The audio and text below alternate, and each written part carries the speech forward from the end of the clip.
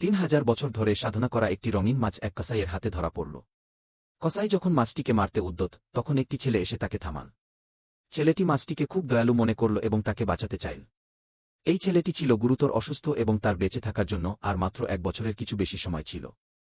তার মা তার ইচ্ছা পূরণ করলেন। ছেলেটি যখন মাছটিকে হাতে নিল, তখন সে লক্ষ্য করল না যে মাছটি থেকে সোনালি আলো নির্গত হচ্ছিল।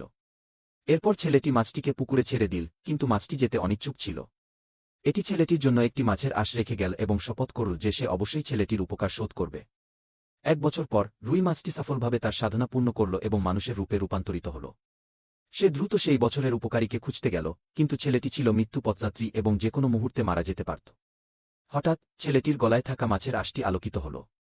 মেয়েটি সঙ্গে সঙ্গে ছেলেটির অবস্থান টের পেল, কিন্তু যখন সে ছেলেটির দরজায় পৌঁছাল, তখন একদল প্রহরী তাকে বাধা দিল।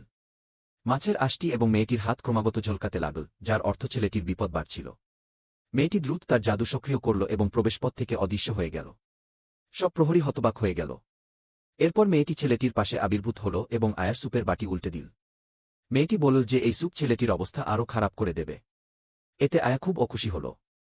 সে মেয়েটিকে বের করে দিতে চাইল। মেয়েটি হঠাৎ ছেলেটির মায়ের হাত ধরল এবং বলল যে সেই ১ বছর আগের সেই ছোট রুই মাছটি।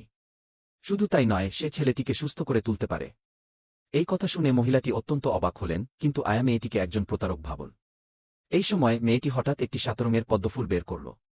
ডাক্তার সঙ্গে সঙ্গে এটিকে একটি প্রাচীন চীনা ওষুধ হিসেবে চিনতে পারলেন। এটি মৃত্যু পথযাত্রীকেও জীবন ফিরিয়ে আনতে পারে। এরপর মেয়েটি তার জাদু ব্যবহার করে ছেলেটিকে পদ্মফুলটি খাওয়াল। ছেলেটির শরীর সোনালি আলো ঢেকে গেল। কিছুক্ষণ পর ছেলেটি ধীরে ধীরে চোখ খুলল। সবাই স্তম্ভিত হয়ে গেল। মা এতটাই উত্তেজিত হলেন যে তার চোখে জল চলে এল।